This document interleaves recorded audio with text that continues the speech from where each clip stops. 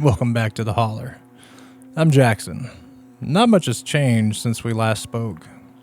I did get the rest of the windows boarded up. Or most of them, anyway. There's one little pane over by the back office that I couldn't get covered all the way because whoever built this place apparently thought every window needed to be a different damn size. So I shoved an old filing cabinet in front of it. Figure that'll have to do for now. And every light in this place is burning. Every single one. And the generator hasn't coughed once. So, some of you must have tuned in for the last broadcast. The signal's strong. Station's holding. And so we're safe. For now. Funny how quickly your standards change. A week ago, I would have called somewhere with locked doors and maybe a police station nearby safe. Now, it just means the lights haven't gone out and whatever's in the trees hasn't tried the doorknob yet. But you all kept the signal alive. That means that I can keep doing this. And hopefully, eventually, I may be able to talk to my father again. Tonight's story, well, after everything I've been seeing around here, maybe this wasn't the best one to read before trying to sleep. It's about a boy who started seeing people where people weren't really supposed to be. Dark figures. Some of you might call them shadow people.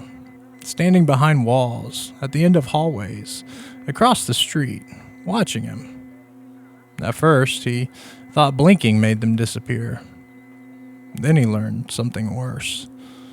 Every time he blinked, they got a little bit closer.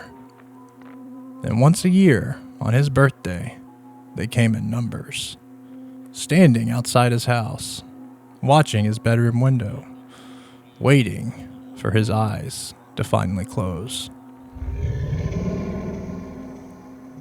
Still out there. You hear it? Yep. It's like that all the time around here. Alright.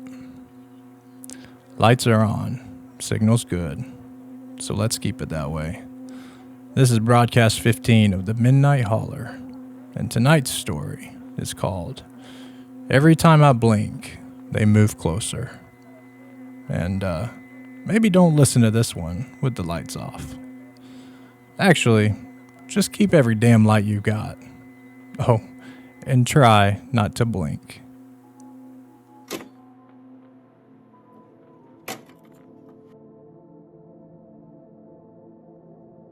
I was 7 years old the first time, and the thing my brain decided to keep from that day wasn't the figure, it was the pizza. We had the rectangle pizza with the corn, and I traded my corn to a kid named Dustin Hoyt for his second chocolate milk, and I drank both of mine too fast and felt sick all through recess. That's the part that stayed sharp for 30 years. Kids hold on to the wrong things. Our playground had a chain-link fence along the back of it.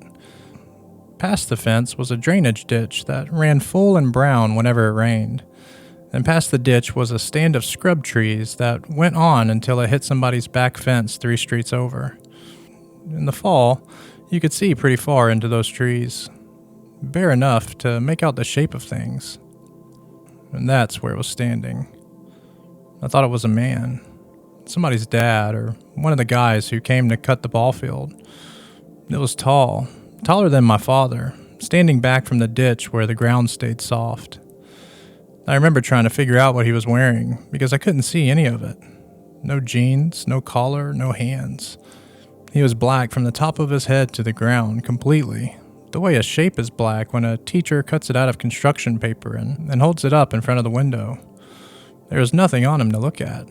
Nothing to catch light. There was no face either.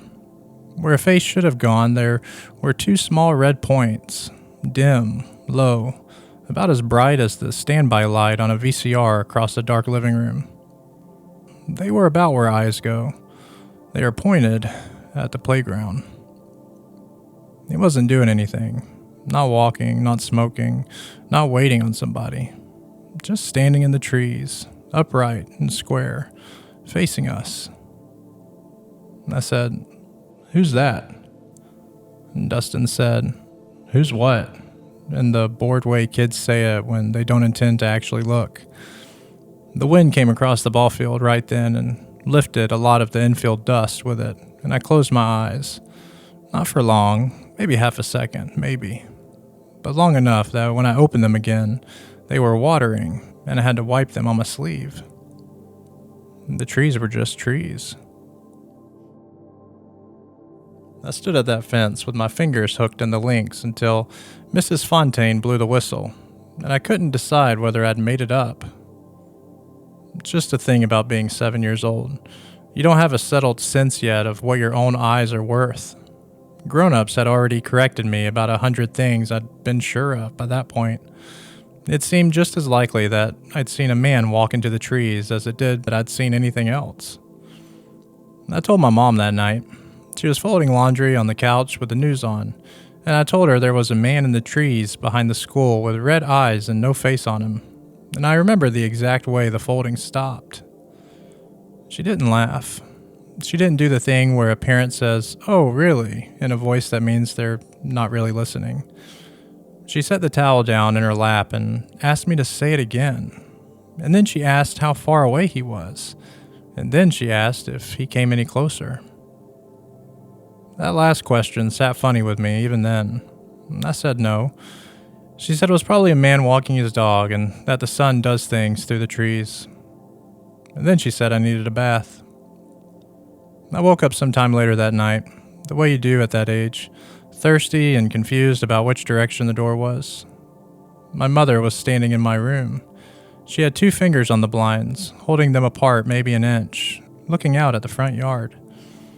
I said, "Mom?" She let the blinds go and said, "Go back to sleep, baby." And she kissed the side of my head and shut the door on her way out. I fell asleep about a minute later and forgot the whole thing until I was nearly grown. It was almost 2 months before I saw the second one, and by then I'd stopped thinking about the first except as something I'd probably imagined. That one was in the school hallway, in the wing where the gym was, standing at the far end past the water fountains. Same height, same nothing where its face should have been. The same 2 red points, so dim you had to look right at them to be sure they were there at all. Kids were walking under the exit sign 4 feet from it. A teacher went by with a rolling cart. Nobody's head even turned. I stopped in the middle of that hallway with my whole body cold, and I looked at it as hard as I've ever looked at anything, and it looked back, and neither of us moved. It never twitched, it never shifted its weight. There was no menace in the posture. It stood there the way a person stands when they've been just told to stand there. And then I blinked. I didn't mean to. The hallway was empty. I went home and didn't tell anybody, and I decided that was just the end of it. It was 5 or 6 weeks later, on a Saturday, that I saw the third one, from the front window of our living room, standing at the corner where the mailboxes were. I looked at it for a long time, long enough that my eyes started to ache and the edges of things started to swim. And then I blinked. It was standing in the Farrell's driveway, 2 houses closer. Nothing about it had changed. Same angle, same stillness, same 2 red points aimed at our front window. It hadn't walked there. It was just simply in another place, exactly as it had been in the first place, and the distance between those 2 spots was the only thing in the world that had moved. I was 7 years old, and I did what a 7-year-old does with a thing like that. I made a rule out of it. When I blink, they move. I carried that rule for 9 years. It was wrong, though, and being wrong about it almost certainly cost me everything. But it was the best I could do with what I had. Nobody told me any different. There was nobody to ask. I told 2 more people after that, and both times it went badly enough that I just stopped. The first was Dustin, who by then was my actual friend and not just a kid I traded food with. He listened to the whole thing at his kitchen table, and when I was done, he just said, "That's not real," in the flat way kids say things they've decided about. Then he told Bryce Looper, and Bryce told everybody. And for most of the 3rd grade, I was the kid who saw the red-eyed man. It wasn't really a beating or anything. Nobody was cruel about it. They just laughed every time it came up, and it came up a lot. And eventually I learned that if I didn't feed it, it would starve. The second was my father. And that was worse because he took me seriously. He was a lineman for the power company. Gone in bad weather and home in good. And he had a way of solving a problem by putting his hands on it. He asked me a lot of practical questions. How tall? What color shirt? Could it have been a scarecrow, a post, a bag caught on the fence? I said no to all of it, and he went quiet. And that night, through the floor, I heard him telling my mother he thought we ought to have somebody look at my eyes. She said no. I remember that clearly because I was expecting her to agree with him. She was the one who took me out to the doctor for everything, booked the dental appointments, did all the checkups. Instead, she just said, "Oh, he'll grow out of it." And my father said something I couldn't make out, and then she said, "He'll grow out of it." Again, the same words, in a voice that ended the conversation. We never went. Nobody brought it up ever again. Between 8 and 12, I saw them maybe 4 or 5 times a year. There was no schedule to it that I could find, and believe me, I looked for one later. They turned up in ordinary places, standing back in the tree line behind our house, past the propane tank, at the far end of our street where the pavement stopped and the county road started. Once in the parking lot of Winn-Dixie of all places, while my mom was loading groceries into her trunk, standing between 2 cars maybe 40 feet off. And I got in and shut the door and looked straight down at my shoes the whole ride home. On the highway, going to my grandmother's, standing in the median with the grass moving around it and nothing about it moving at all. They liked dark glass. A storm door at dusk. The sliding door in our kitchen after the sun went down. The window of a car when you're driving past it. You'd catch one in the reflection standing behind you, and then you turn around and there would just be a yard. Nobody else ever saw them. I tested it more than once. In 5th grade, I asked my dad, real casual, if he saw the guy standing at the end of the Farrell's driveway, and he leaned down to my level and looked exactly where I was pointing and said, "Where, bud?" And I said, "Never mind." He kept looking for a second after I gave up. So I got good at nothing. That's the skill I built between 8 and 12. Not fighting them, not running, just letting my face stay the way it was. You keep your breathing the same and you finish your sentence and you don't turn your head. You go about the rest of your day, and at night you tell yourself it's your own private weather. They kept their distance in those years. Yards, roads, the far side of things. They never came inside. The rule seemed to hold. I blinked and they were closer or they were gone, and it never went past that. I was scared of them the way you're scared of a dog behind a fence. Constant, but survivable. There's one thing in that stretch I didn't think about again until I was much older. I was 10, and I'd been sent out to the shed to get the sprinkler head my dad was hollering about, and when I came around the corner, one of them was standing in the shed doorway. Not inside, filling it, more or less, and facing me, closer than any of them had ever been, close enough that I could see the red points weren't a color exactly, more like a color that was almost gone. I didn't get the sprinkler head. I turned around and walked back to the house and told my dad I couldn't find it. And he went out and got it himself and came back annoyed, and that was the end of that. For years, I thought of that as the closest they had ever gotten. The one time one of them almost had me. I understand it differently now. The other thing I've had to reconsider is my mother and birthdays. She threw good ones. Sheet cakes, the whole thing, my aunts in the kitchen. But she got strange in the days leading up to them. Short with me over nothing. Up late, quiet at supper. I always assumed it was money because it usually was money. She'd stand at the sink after everybody went to bed with the water off, not doing anything, looking out at the dark backyard. I never once asked her what she was looking at. My 13th birthday was a Tuesday in October. and there was nothing wrong with it. We had it on the actual day instead of the weekend because my dad had a storm crew going out on Saturday. My mother made the yellow sheet cake with the chocolate icing, the one from the box that I still think is better than anything a bakery does. Dustin came over and my Aunt Rennie came over, and I got a CD player and $40 and a coat I didn't even want. My mother took a picture of me with the cake, and I made a stupid face on purpose, and she made me take another one. She was real quiet that week, the way she got. I remember she stayed in the kitchen a long time after everybody left, just running water over the pans. I went to bed around 10:30. I didn't lie awake dreading anything. I had no reason to.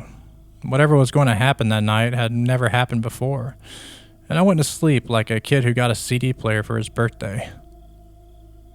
I woke up a little before midnight. There wasn't a noise that did it. Nothing fell over. Nobody flushed the toilet. The heat wasn't kicking on. I came up out of sleep all at once, completely, with my heart going and my mouth dry, and my whole body already convinced about something my brain hadn't been told yet. The clock on my dresser said 11:52. I lay there for a while and then I got up. I've gone back over this part more than any other part because it's the one thing I did that night and I still don't understand it. I wasn't checking on anything. I wasn't curious. I got out of bed and crossed the room and put my hand on the blinds and pulled them apart. Our street had 4 street lights on it, and one of them had been out since summer. The Gills place was straight across from us, a brick ranch with a basketball goal in the driveway and a boat under a tarp along the side. Their porch light was on. Everything looked exactly the way it looked every night of my life. There was one standing in the middle of their yard. It faced our house. It was the tallest one I'd seen, or it looked that way with nothing near it for scale. And it was as black as the ones from when I was little, which is to say it had nothing on it at all. The porch light behind it didn't touch it anywhere. It didn't have an edge that caught. It just occupied a piece of the yard where a person could have stood. The 2 red points were aimed at my window. Not at the house, but at my window, on the 2nd floor, in the dark, where a 13-year-old was standing behind blinds he'd opened maybe 2 inches. What I felt was a cold slide down through my stomach and into my legs, and then this awful, ordinary embarrassment, like I'd been caught. My eyes were already dry from sleeping. They started stinging almost immediately.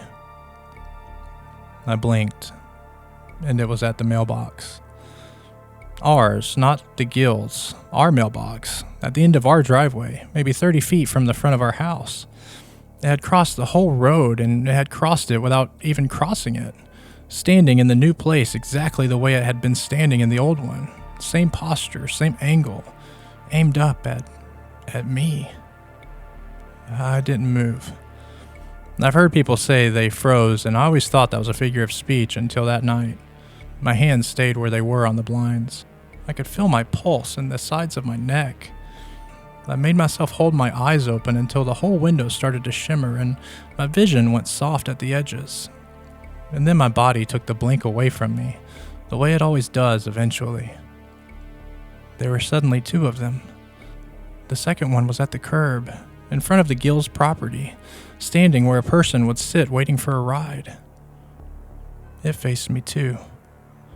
That's when I understood that the thing I'd been living with since I was 7 had changed into something else, and that I was going to be up all night that night. I went to my door. I got all the way to it. I had my hand on the knob and I stood there working out what I would say.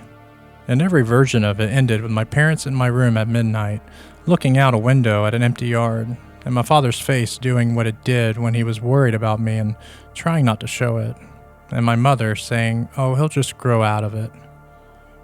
I let go of the knob and went back to the window. The pattern was already obvious. Eyes open, nothing happens. But eyes shut, even for a fraction, and the world has been rearranged. So I stared. I stared until my eyes ran, and then I'd hold them wide until they stopped running, and then I'd blink and check the damage. Around 12:30, I tried the other thing. I closed the blinds. The logic seemed sound at the time. If looking at them was the problem, then not looking at them meant I just wasn't participating. So I let the slats fall shut and stepped back and stood in the middle of my room with my arms crossed, feeling something almost like relief. Then I counted to 10 because 10 seemed like enough to prove a point. I got to 10 and then opened them. There were 3, and they were in my yard. 1 at the edge of the driveway, 1 in the grass on the far side of the walkway, 1 near the little dogwood my mother had planted, which put it maybe 20 feet from the front of the house. That was the first real lesson of the night, and I learned exactly the wrong thing from it. What I told myself, standing there with my heart going, was that 10 seconds of closed blinds must be worth a whole lot of blinks. It seemed to hold. It fit. I built 5 more years on top of that idea. I did not close the blinds again for the rest of the night. By 1 in the morning, there were 5. By quarter after, 6, with 1 standing in the road itself, dead center, where a car would have gone through it. The house was completely quiet. My father snored and I could hear it through the wall, and that sound was the only thing keeping me from believing the whole world had ended. And I pulled my desk chair over to the window and sat down in it and put both hands on the sill. And I had about 6 hours until the sun came up. I didn't know that yet.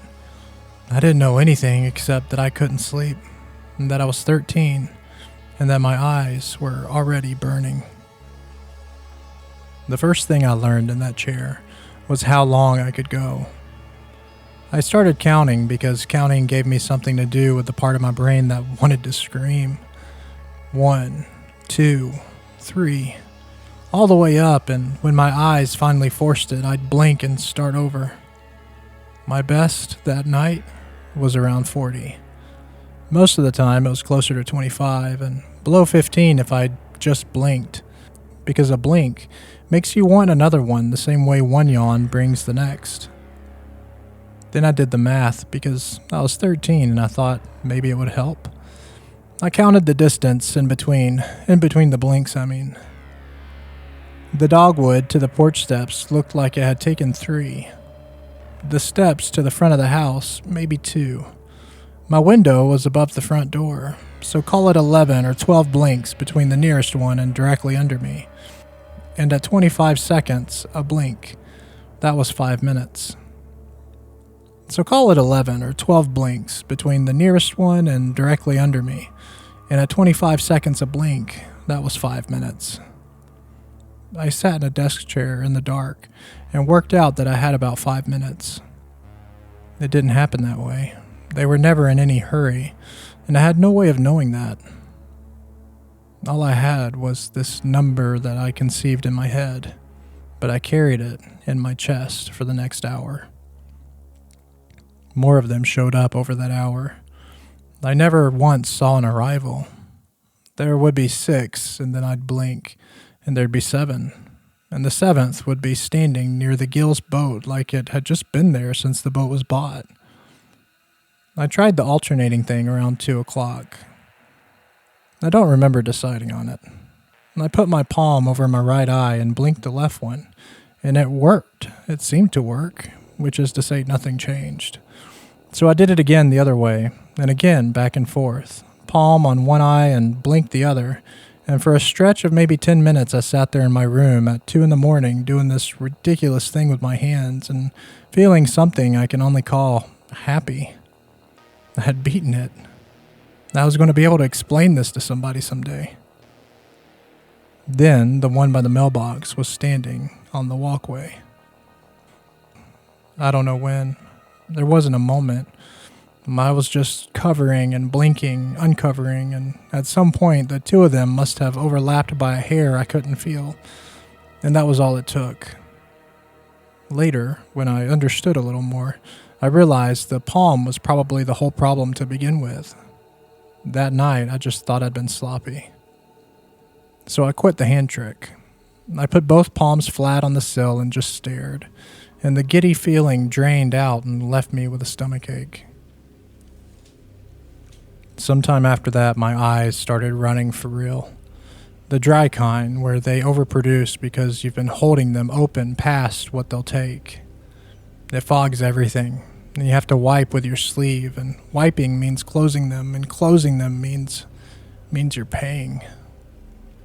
By 2:30, I had a headache behind my right eye like somebody pressing a thumb there, and I was cold, and my legs had gone stupid from sitting. Around 3 o'clock, I heard my mother. Her door, then the stairs, and then the kitchen. No lights came on that I could see under my door. The faucet ran for a second, then shut off. She stayed down there a long time. I remember being irritated with her, of all things, because she was awake and moving around like it was nothing while I was up here doing this, and she didn't know, and she never would know. The night got worse in a way I wasn't ready for. There were long stretches after 3 where I wasn't scared at all. I was bored and freezing, and my eyes hurt, and I was doing a job, and the job was just staring at my own front yard. That's when your body starts winning.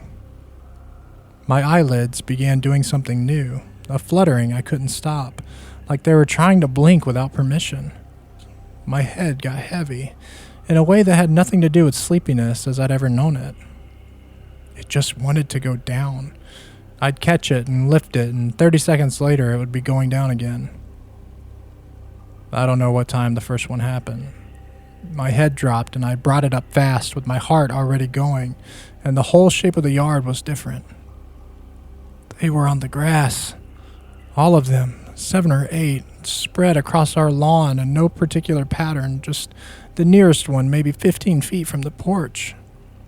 The mailbox was empty. The road was empty. Everything that had been on the far side of the street had come over while my chin was on my chest. And it couldn't have been any longer than a few seconds because the clock had barely moved. Then I noticed I couldn't see the whole yard from the chair. There was a strip along the front of the house that the angle cut off. I stood up and put my hands on the glass and my forehead almost against it and looked straight down. There were 3 of them that were standing against the front of the house, directly beneath my window. Close enough to the brick that a person standing there would have been touching it. All 3 had their heads tilted straight up at me. The red points were aimed at my face from 10 feet below, and I stood there with my breath fogging the glass and fogging out the side of them, which meant wiping it clear with the side of my fist every few seconds. I stayed on my feet after that. The last 2 hours are the ones I remember worst, because the exhaustion started editing things, I guess. There are gaps. I know I sat on the floor with my back against the wall and my eyes on the bottom of the window. And I know I said things out loud, promises mostly, the kind of bargaining you'd be embarrassed by in daylight. I told my mother I was sorry, though she wasn't there and I couldn't have said what for. The sky went from black to a kind of dirty gray around 6:20. It didn't come on like a light. It was more that I noticed I could see the shingles on the Gill's roof, and then that I could see the color of their brick. And I couldn't have told you when either of those things started becoming true. But then I heard the sprinklers come on, and it was a beautiful sound. Those sprinklers were on an automated system my dad had set up, and they came on once a week around 6 o'clock in the morning. Soon after this realization, I blinked. The lawn was empty. I didn't believe it. I wanted to stay vigilant. I stood at that window another 40 minutes while the paper came and Mr. Gill backed out of his driveway. I heard the sprinklers come on. At some point, I made myself look at the grass where they'd been, and the dew was unbroken. Nothing was flattened. Nothing was bent. My alarm went off at 6:50 for school, which was the loudest sound I've ever heard in my life. I went down to the kitchen at 10 till 7 because I couldn't think of anything else to do. My father was already at the table with his boots on, eating cereal and reading the sports page the way he did every morning of my childhood. My mother was at the counter making his lunch. There were still paper plates from my birthday stacked by the sink. She looked up at me and stopped. I know how I must have looked. My eyes were swollen and red the whole way around, and I'd been shaking for about an hour and couldn't make it quit. She came over and put the back of her hand against my forehead, which is what she did for everything. "You're not warm." "I feel like I'm going to throw up," I said. And it was true. I didn't sleep at all last night. And she stopped. Her hand was still against my face. She held it there a second or two longer than the check required, and something went across her expression that I had never seen on my mother before and did not have a name for at 13. Her eyes went past me towards the stairs, towards the front of the house. Then she took her hand back and said, "Well, you're staying home today." My dad looked up. "He's got school. He's staying home." My father shrugged and went back to the paper, because when she said a thing that way, it was already decided. And I went back upstairs and got into bed with the blinds still open and slept until almost 4 in the afternoon. I woke up once in the middle of it, in that good grade drugged way you wake when you're deep into daytime sleep, and my mother was sitting on the end of my bed with her hand on my ankle through the blanket. She wasn't doing anything else. She wasn't reading or folding anything. When she saw my eyes open, she said, "Go back to sleep, baby." And I did. She never asked me a single question about that night. Not one, for 4 years. When I look back on all of this, I think that's the part that I struggle forgiving her for. Not the lying, the not asking. What I expected was for it to happen again the next night.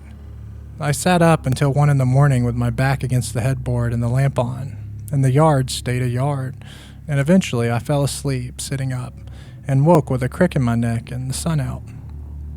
Nothing happened the night after that either, or the week after, or the month.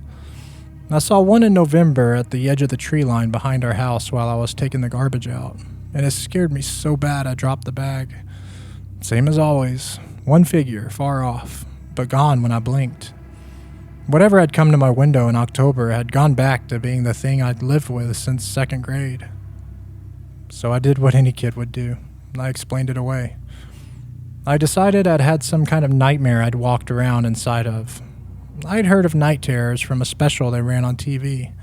It fit well enough to hold in my head, and holding it in my head let me pass 8th grade and go out for baseball and spend that summer riding around with Dustin's older brother in a cooler in the back of a truck. I had a pretty ordinary year. There were a lot of ordinary years in this, and they were good ones, and I didn't know yet what they'd cost. Around the end of September, I started getting nervous. I couldn't have really told you why. My birthday came up on the calendar and my stomach reacted to it the way it reacts to a dentist appointment. I told myself I was being stupid, all the way through the party, which was smaller that year. Just Dustin and my Aunt Rennie and the same cake. I went to bed on the 14th of October and I didn't sleep well. And at some point I gave up and turned on my side towards the window where I could see a strip of the yard between the blinds and the sill. And at midnight, they were there. Not gradually either. I was watching the clock roll from 11:59 and I looked out and there were just 4 of them standing in the road. And I would swear on anything that 30 seconds earlier there had been nothing. That night was worse than the first one in the ways that count. 11 at the highest count I managed. They started closer, and by 3 they were in the grass, which had taken until nearly 4 the year before. Twice I lost time, and the second time when I came back one was standing on the porch steps, under the roof, inside the porch light, and the light did nothing to it at all. I stayed on my feet for the rest of that night and said the Lord's Prayer probably 40 times, and when the sky came up gray they were gone, and the dew was unbroken. I sat down on the floor of my room and I understood the thing I'd been avoiding for a year. It was my birthday, and it was going to be my birthday every year. 2 days later, I went to the drugstore and bought a spiral notebook, the 70-page kind with the marbled cover, for $1.19. I can still see the first page of that notebook. The handwriting's terrible, and it's in pencil, and it starts with a date and then this. 10:14, 12 o'clock exactly. Started with 4, ended with 11. Grass by 3 o'clock. One on the steps around 4:30 maybe, but gone at 6:35-ish. Last year gone at 6:20-ish? Then at the bottom of that page, underlined twice. Things I know. Number 1, they move when I blink. Number 2, they never move when I'm looking at them. Number 3, they go away when the sun comes up. And number 4, it happens on my birthday. I was 14 years old and I thought I had just solved the problem. 3 of those 4 are true. I gotta be fair to the kid that wrote them, you know? He had nothing to work with and nobody to ask, and he did the best science he could with a pencil in a room by himself. But the first one is absolutely wrong, and it's wrong in a way that would eventually cost me everything.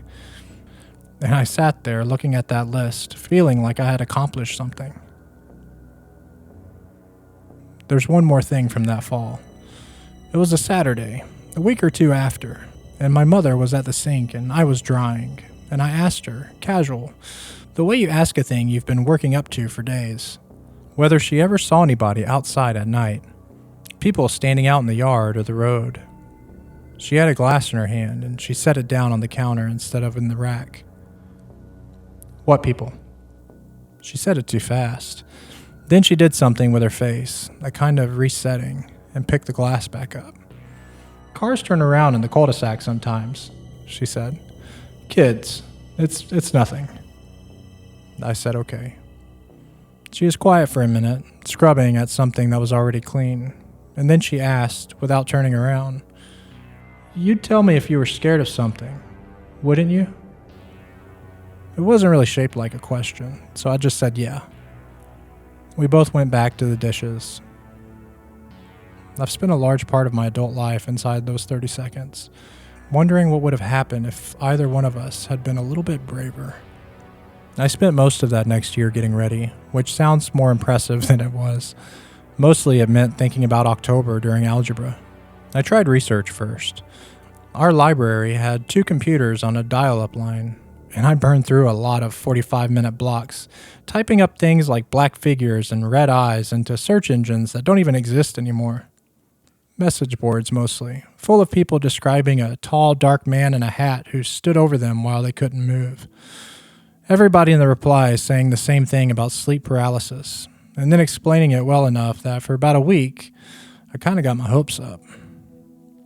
But it didn't fit. I saw mine standing in a Winn-Dixie parking lot at 4 in the afternoon when I was 9 years old. You can't have sleep paralysis while you're carrying a bag of ice.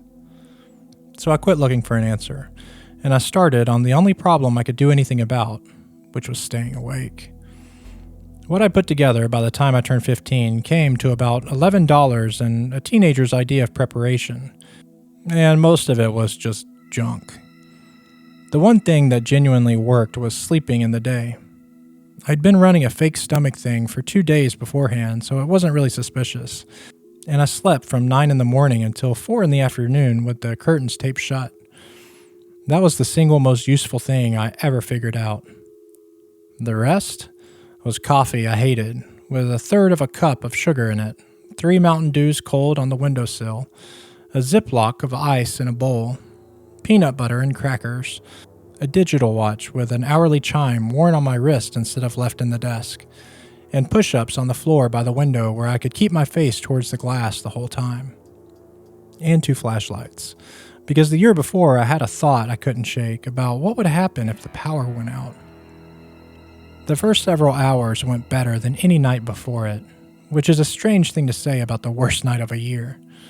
14 of them by 1 o'clock. And I sat there with coffee in me and ice against the back of my neck, and I was handling it. I felt something I hadn't felt in 2 years, which was that I was a person doing a thing rather than a kid it was being done to. That lasted until about 3:15. The coffee had stopped doing anything except making my heart go and my hands unsteady. The ice worked for 90 seconds at a time, and the push-ups made me warm, which made it worse. By 4, I was blinking every 8 or 9 seconds, and I couldn't stretch it further, no matter what I did. And they were on the walkway. That's when I got the tape. I had brought it with me, hoping to use it as a last resort. It was the kind of white medical tape from the cabinet, the kind my mother used on my dad's hands. I stood at the window and tore off 2 short pieces and stuck one over each upper eyelid, pressing the top edge into the skin under my eyebrow, pulling the lid up and back and holding it there. It worked in the sense that my eyes stayed open. I don't know how to convey how bad it is, and I'm not going to spend a page on it. Within about a minute, the front of each eye had gone from wet to tacky. The tape pulled on the skin so hard I could feel it in my forehead. My eyes tried to blink. They tried constantly, 4 or 5 times a second at the worst of it. This frantic little fluttering against the tape that I could feel more than see. And every attempt made them water more. And the water didn't help because I couldn't spread it around. Everything went soft. The whole yard turned into a wash of gray and orange with the streetlight smeared through it. And the figures on my walkway stopped having edges. I could see the 2 red points on each of them, but that was about all. I stood there with my eyes held open by tape, technically looking, and I could not have told you which shape was which. I stayed that way for maybe 5 minutes, long enough for it to feel like an emergency. And then one of them changed position. I was looking straight at it. My eyes were taped open. I hadn't blinked, not once, not even a fraction, because I physically just couldn't. There were 4 in a rough line at the edge of the walkway, and the second one from the left was suddenly at the corner of the porch. I saw the difference between one moment and the next, but there was no transition, same as always. I ripped the tape off. I lost eyelashes with that, and it took skin with it, but I didn't care. And in my frustration, I blinked, not once, but about 200 times in a row. When I could see again, the figures were where they were, and nothing else had changed. And I sat down on the floor with my back against the bed and tried to make it all make sense. I guess the conclusion I came to was that the tape must have slipped, or that I'd blinked underneath it somehow, some partial closure that I couldn't even feel. I knew, sitting on that floor at 15, that something in my system was wrong. I could feel the shape of the problem. What I couldn't do was let go of the rule, because the rule was the only thing I had. 2 years of everything I'd survived was built on they move when I blink. And a kid alone with a notebook does not throw out his one working theory because of one bad night with tape on his face. So I did what I trained myself by then to do. I just wrote it down, and I kept going. The rest of that night is in the notebook in handwriting that gets worse towards the bottom of the page. I made it to 6:40. They reached the porch. 7 were on it, and the rest in the flower beds under the windows. And one stood the whole night by the dogwood tree and never advanced at all, which I noted at the time only because it messed up my count. My right eye was pretty scarlet for about 10 days. The whole white of it, solid red where a vessel had gone.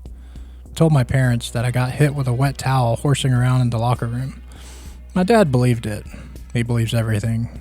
My mother looked at that eye for a good 3 seconds across the breakfast table.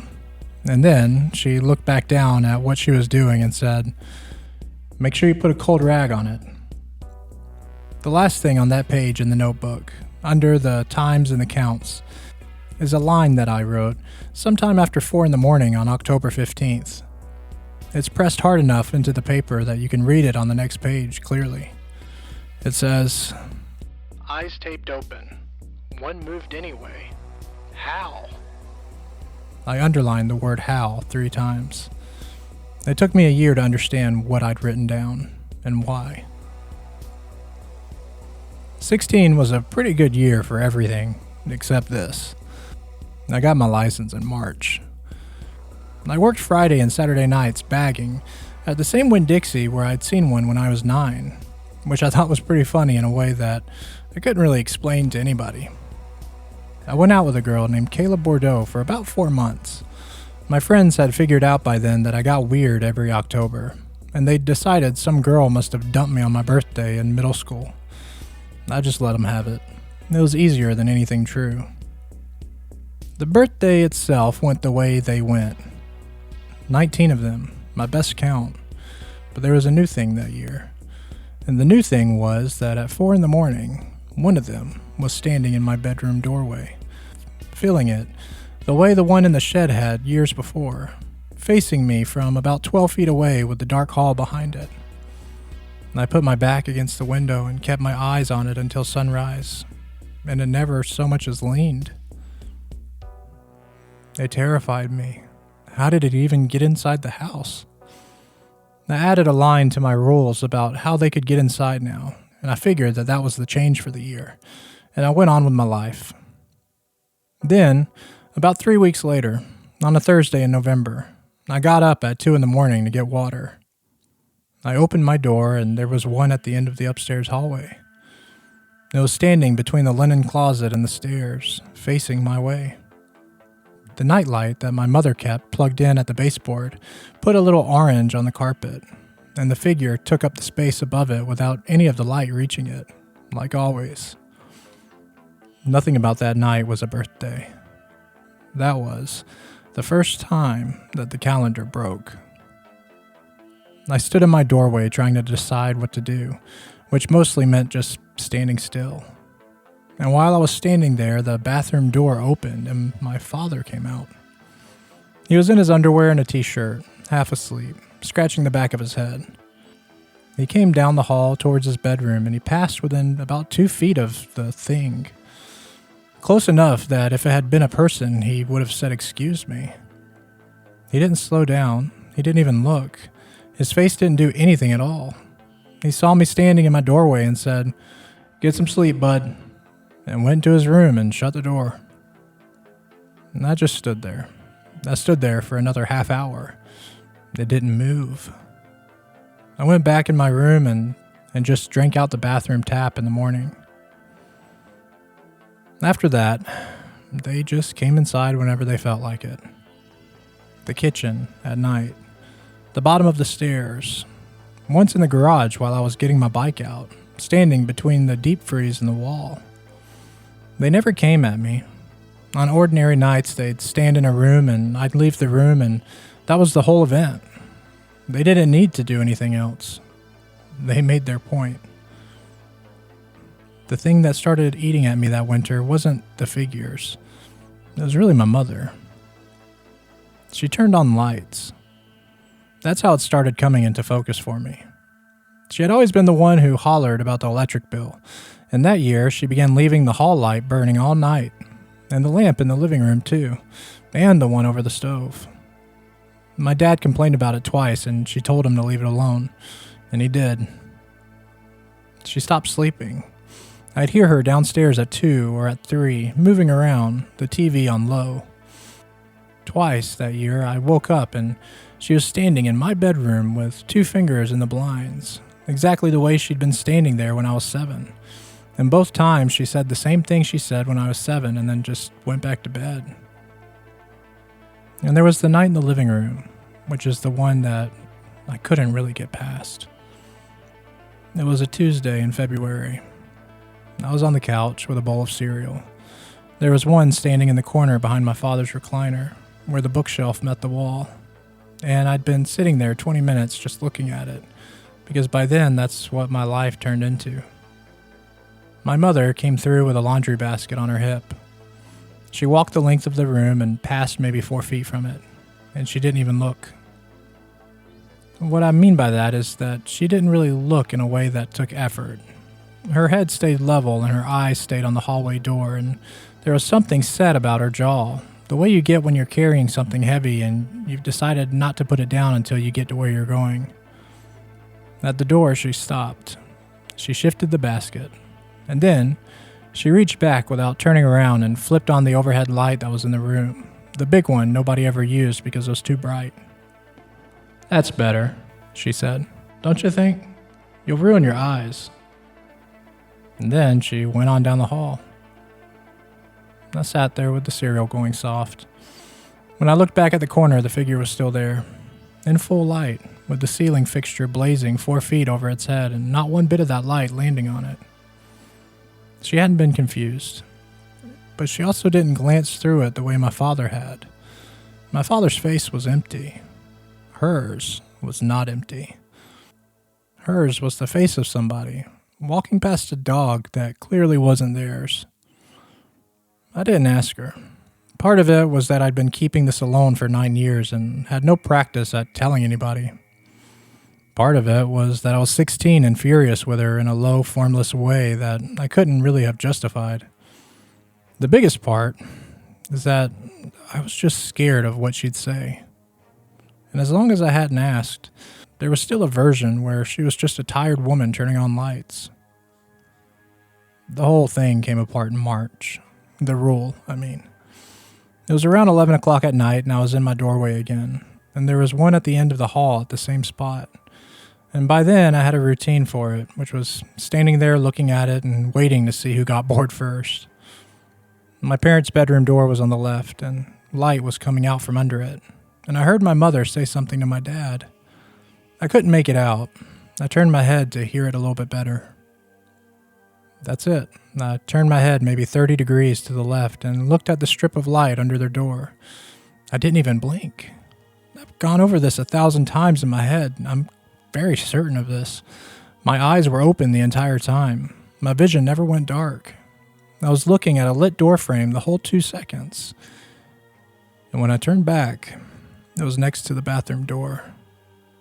8 feet closer. Same posture. Same stillness. Aimed at me. I remember laughing. One of those noises that comes out of you on reaction, like the machinery jamming or something. Then I did it again on purpose, right there in the hallway, with that thing 8 feet closer than I had been before. I turned my head all the way to the wall and held my eyes wide and counted 1, 2, and turned back. It was at my mother's door. I went into my room and shut it and sat down on the floor with my back against it. And I understood that everything I had written in those notebooks was built on top of something that wasn't even true. I had been wrong. I had been wrong about everything since I was 7 years old. I had 7 months before my next birthday, and for the first time, a subject that I could work with. I guess that's the strange gift of them coming indoors. Up until 16, I only got 1 night a year to learn anything, and I spent all of it terrified. But now, there was one at the bottom of the stairs on a Wednesday in April with nothing at stake, standing there while I ate a sandwich. So, I could try things now. The look away I already had. I did it maybe 30 times that spring, timing myself. 2 seconds of looking somewhere else moved them about as much as a blink. 10 seconds moved them a lot. Then I tried blocking. I stood in the kitchen doorway and held a cereal box up at arm's length so that it covered the figure by the back door. And I kept my eyes wide open and looking straight at the box. And I counted to 5 and then lowered it. It was at the end of the counter. And that was the one that rearranged everything for me, because my eyes had never closed and I had never looked away. I'd been staring at the exact spot the whole time. There had just been a cereal box in the way. After that, the rest of it came fast. Mirrors count. I tested that one more carefully than anything else because I didn't dare be wrong about it. I stood in the hall with my back to the one by the linen closet and watched it in the bathroom mirror through the open door for 6 or 7 minutes with my heart going, and it didn't even move. Not an inch. Whatever the requirement is, the reflection seems to satisfy it. Peripheral vision I never really pinned down. Sometimes one held still at the edge of my sight, and sometimes it didn't. And my best guess, then and now, is that it depends on how much attention you're actually paying it. which is not a thing you can measure with a stopwatch in your parents' hallway. Blur counts as blind. The sheer curtain in the front of the room proved that. Shapes through it in no detail, and it moved behind it same as anything. That's what had happened with the tape on my eyelids. My eyes had been open and useless is all that matters. I also borrowed my dad's camcorder and left it running on a chair in the hallway for 2 hours one night, with one standing 11 feet from the lens. There's nothing on the tape. Empty hallway, nightlight, the sound of the ice maker. I watched it 3 times. Somewhere in there, I started a new page. My handwriting at 17 is a lot better than it was at 14. And the list is shorter because by then I understood that the 4 rules I'd been so proud of were really just one rule: wearing different clothes. Things I know. Redo. Number 1. They move whenever I can't see them. That's it. That's the whole thing. Number 2. Blinking was just the first way I found out. Number 3. Mirrors seem to work. Reflections count. Number 4. Seeing the shape without seeing it clearly counts as not seeing it. So does anything in the way. Doors, corners, my own hand, and cereal boxes. Number 5. Dark equals blind equals they can go anywhere. Number 6. Asleep is the worst thing there is. What it meant, once I let it all the way in, was that I had not been surviving those nights through skill. Every year I'd stood at that window congratulating myself on my counts and my ice and my alarms, and all that time the thing keeping me alive was a street light on my own street and a lamp in my room. If a bulb had gone out, I'd have found out 4 years earlier and probably not have lived through the lesson. I went and bought batteries with my Winn-Dixie money. All of them. The 17th was the year I stopped improvising. I took the closet door off its hinges the week before, because a closet with a door is a hole in the room, and I moved my desk flat against the wall so nothing had it behind. 3 mirrors went up, a $4 full-length one that was propped in the corner facing the window, the shaving mirror taped to the bottom of my bookshelf angled at my door, and the passenger side mirror off a dead cavalier in Dustin's yard duct taped to my headboard, so I could see the corner behind me while facing the glass. By the time I finished, my bedroom looked like the inside of somebody's breakdown. I knew that. I kept the door shut. Everything else got a place. Flashlights, the lantern, batteries in a coffee can, food and caffeine and ice within reach, my notebook stacked on a desk with a pen through the spiral of the top one. I slept from 8 in the morning until 4:30 in the afternoon. I ate supper with my parents, and my mother put candles in the cake, and I sat there with them and let her sing at me while my dad did the low, mumbly version of the song. And I was already gone in my head, running through the room upstairs. My father said, "You gonna go be 17, or are you gonna just sit here?" They were there at midnight. 34 at my best count, more than double the year before, filling the whole front of the street. 6 on the porch. There were 4 at the foot of my bed the first time I checked the headboard mirror, which is a sentence I can say now without my hands doing anything, and I couldn't have for a long time. The mirrors worked. I may have been 17, but I wasn't stupid. I stood in the middle of my own bedroom with the overhead on and 2 lamps burning, and I could see the window, the door, the corner behind me, and most of the floor all at once. And for the better part of 5 hours, nothing in that room got any closer. Around 5 in the morning, I was losing it anyway, because you always lose it eventually, and I blinked longer than I meant to. When I opened my eyes, the 4 at the foot of my bed were 3 feet nearer, and the one on the left had its hand different. Everything else about it was the same height, same nothing, same 2 dim, stupid red points. But the arm that had hung at its side was raised a little bit, bent at the elbow, held up around the middle of its chest with one finger extended straight up. One finger. I stood there, looking at that hand until the sun came up. It never changed again. And at 6:40, they were all gone, all 34 of them. Out of the room with the closet door off the hinges and no place for anything else to go. I wrote in the notebook while I was still standing. One of them had a finger up. Just one. Held it there for over an hour. One what? I had some ideas. One year was the one I couldn't stop thinking about. Sitting on the floor with my back against the bed and my hands finally starting to shake now that it was all over. I don't know how long I was down there. The sun was full up and I had my knees against my chest and I was doing the thing where you're too tired to think in whole sentences. Then my bedroom door opened and my mother was standing in it. She had a laundry basket against her hip, again, which is, I guess, how I picture her most than any other way. She stood in the doorway of a room she hadn't been inside in probably a year. My mother was not a woman who went through my things. She'd stopped coming in when I was 15 and when I told her to knock. And she was knocking now, one knuckle on the open door, out of habit. I just kind of watched her take it in. The closet with no door, the mirrors, all 4 of them, propped and taped at the angles.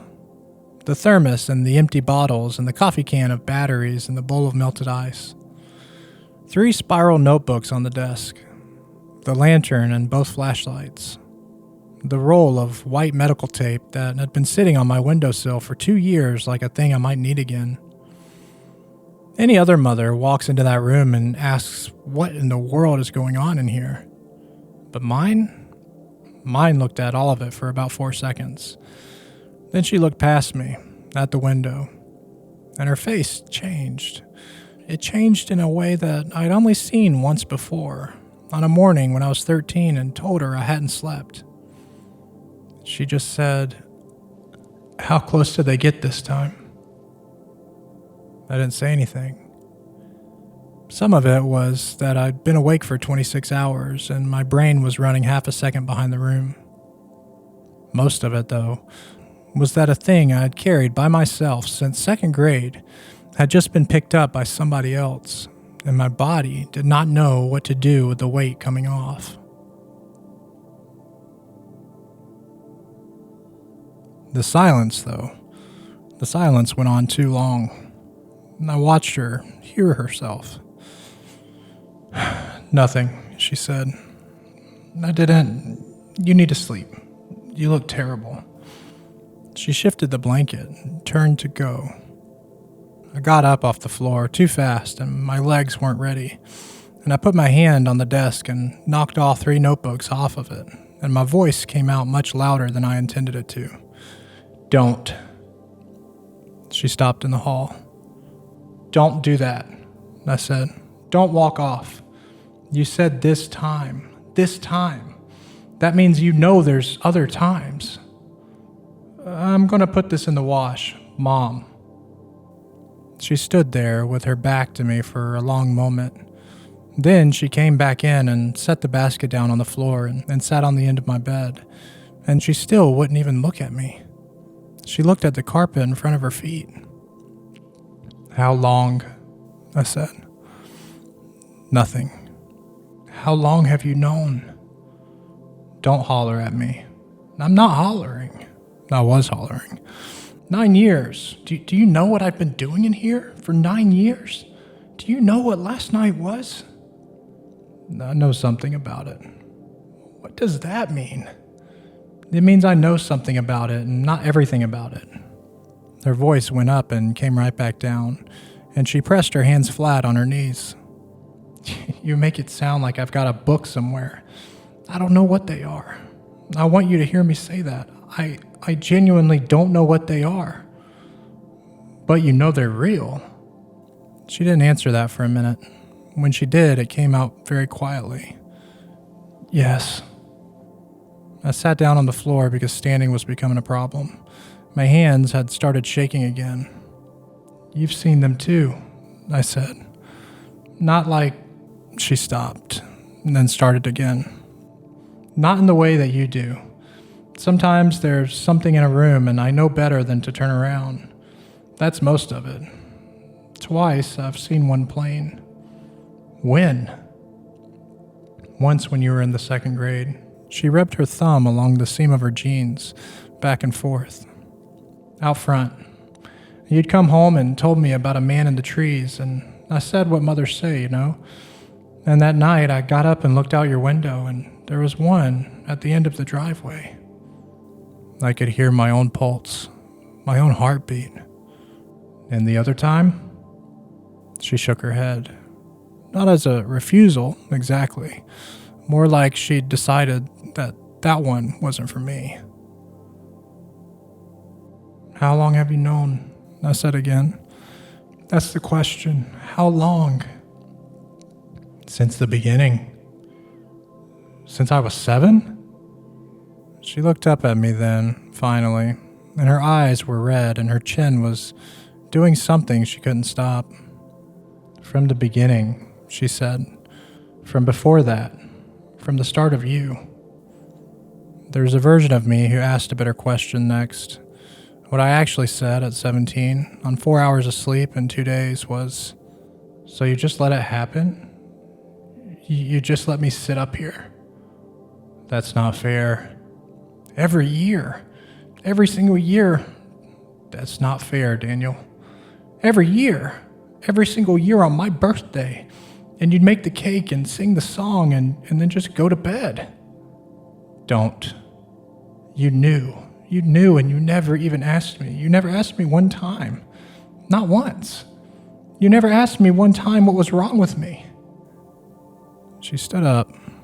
I remember her hand going to her mouth and then coming back down. It was shaking. You think I don't know that? You think there's a day I don't? And she stopped herself hard, the way she did, and turned it into something flatter. You don't know what you're talking about. You're 17 years old. Then tell me. I can't. You won't. I can't, she said, because I don't know. Do you understand me? I've been guessing your whole life. Down at the bottom of the stairs, my father hollered up asking whether anybody had seen his truck keys. She used it. She picked the basket up off the floor and said, "It's in the bowl by the door," in a completely normal voice, and went down the stairs, and I heard her tell him something about the coffee. I didn't sleep that day, which was really stupid of me. I lay on my bed with the mirror still taped up and went through everything I'd ever seen her do since I was 7 and found that most of it fit.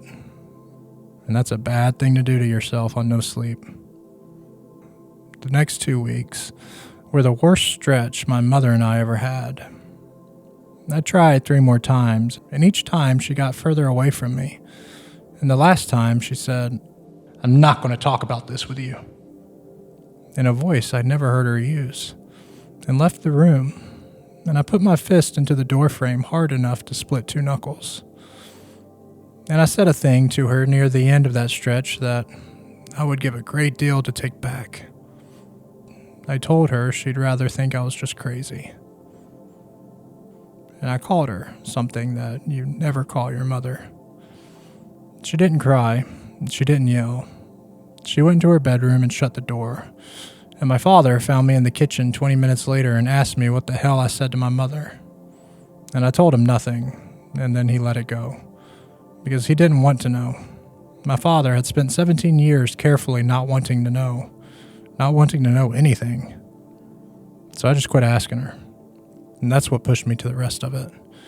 If she wasn't going to tell me, then there had to be something in this house that would, because people leave things behind. Paperwork, documents, something. She kept everything from when I was a baby in a green Rubbermaid tub on the top shelf of the hall closet, behind the Christmas stuff. So I waited until a Saturday when they were both gone, and then I got the step stool. The tub was heavier than it looked, and I nearly came off the stool with it.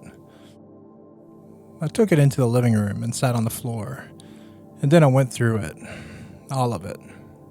my baby book, an envelope of photographs, the blue paper certificate with the inked footprints on it, my hospital bracelet, the plastic kind that snaps, gone the color of weak tea, cards people had sent, a tiny knit hat, 3 of my mother's grocery lists that had gotten in there by accident, which for some reason is the thing I remember holding the longest. The certificate, the county one with the seal, was in a folder underneath everything. Time of birth, 12:18 a.m. Date, October 14th. But the bracelet said something else.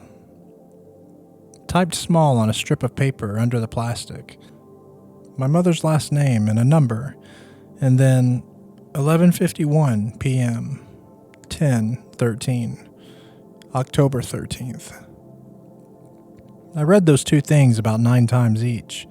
Then I opened the baby book to the page with the printed lines where you fill in the details yourself. And there, in my mother's handwriting, in the blue pen she used for everything, it says, born October 14th, 12:04 a.m., 6 pounds, 9 ounces. The 4 is written over something. You could see it if you tilt the page the right way. There's another number under it that I haven't really been able to make out. 3 records, 3 times. All different. 27 minutes from the earliest to the latest, and a date that changes halfway through. My first thought was that somebody in an office had been careless, which I think is a reasonable thing to think. Hospitals are full of people, right? Paperwork gets typed wrong. A bracelet and a certificate disagreeing is not, by itself, a miracle. But the baby book was in my mother's own hand, and she'd written a number and then written over it. The rest of the tub was mostly what it should have been, except for 2 other things. The first were the photographs. Only 4 from the hospital, which struck me even then as pretty thin. In 3 of them, my father is holding me and grinning like an idiot, 24 years old, hair down to his collar. In the 4th, my mother is in the bed, holding me against her chest, with my Aunt Rennie standing beside her. Rennie's looking at the camera. My mother isn't. She's looking off to the left, at the door of the room, and whatever her face is doing in that picture is not what a woman's face does in the first photograph with her son. I showed it to Dustin once, years later, without telling him anything about any of it, and he looked at it for a second, and then asked who had just walked in. The second thing was the baby book itself, which has a page torn out of it, close to the spine, so that a 1/4 inch of paper is still in there with the tops of a few letters showing. It's between the page for coming home and the page for 2 weeks old. And after that, the book just skips. Nothing filled in for the first month. The next entry is dated November 20-something. 1 line about me sleeping through the night, and then it runs normal for 2 years the way those books do. I put everything back except the bracelet and the certificate, and then waited for 2 days. My father was in the garage on a Sunday afternoon with the truck up on ramps, doing something to the oil filter that was making him say words that he didn't say in the house. I stood there for a minute, and then put the bracelet and the folded certificate on the fender where he'd see them. "What's this?" "They don't match," I said. "The times, and the baby book says something else entirely." He wiped his hands on the rag he kept in his back pocket, and picked up the bracelet and looked at it with his arms out, the way he did before he'd admit he needed glasses. Then he put it down. So there's 3 different times I was born." "Yeah, they type it in later," he said. "They write down whatever, somebody guessed." He went back under the truck. "That's a 30-year-old piece of plastic." 17, actually. Same thing. I stayed where I was. I could hear the wrench working and stopping. "Mom said she'd known since the beginning," I said. Then everything under the truck went quiet. He came out from under it slower than he'd gone in, and stayed on one knee, looking at the concrete between his hands. My dad was a pretty big man who didn't really sit still. I had never seen him take that long to answer a question. Known what? You tell me. Don't get smart. What happened when I was born, Dad? You want to know what happened? He got up. He was holding the rag in his fist, and he wasn't wiping anything with it. You came out and you didn't breathe. That's what happened. You were blue. They took you over to the table by the wall, and there was about 9 people in that room, and they didn't let me near you, and nobody would say anything to me. And they worked on you for a long time. He stopped. Longer than they usually do. What does that mean? It means they worked on you for a long time, he said. And then somebody came over and told me my son didn't make it. And I went and stood in the hallway. I didn't say anything. And then, just like that, you started hollering, he said. And I could hear it all the way out in the hall. He turned around and put his hand on the truck's fender and stood there with his back to me. He said the next part to the truck. You weren't supposed to make it through that night. He meant it as an explanation. I could hear that in his tone and his voice. The way a man says it when he's telling you how lucky you are, how close it was, how somebody up there was looking out for you. That's how he'd carried it for 17 years, and I think that's how he carries it now. I said, Dad, what did they see in that room? That's enough of this. Mom said she saw... I said that's enough. He turned around angry, and his hands were shaking, and he saw me see it and put them in his pockets. Your mother's been through a thing that you don't know nothing about, and I'm not going to have you dig at her. So go on, get in the house. Yeah, you don't believe her either. That came out of me before I had decided to say it. That's why you never ask her about it. You've been not asking her for 17 years. He looked at me for a moment, and something went across his face. Then he bent down and got under the truck again. Go on, get in the house, he said. I picked up the bracelet and the certificate off the fender and turned around, and my mother was standing at the door from the kitchen into the garage. I don't know how long she'd been there, but long enough. She had a dish towel over her shoulder, and her hand was still on the doorknob, and she was crying without any sound at all, and the way people do when they've had a lot of practice. She looked at the bracelet in my hand, and then she just looked at me, and she said, "Come inside." She made coffee first. I sat at the kitchen table with the bracelet and the certificate in front of me, and she stood at the counter with her back to me and made a whole pot, and neither of us drank any of it. My mother could not have a hard conversation sitting still.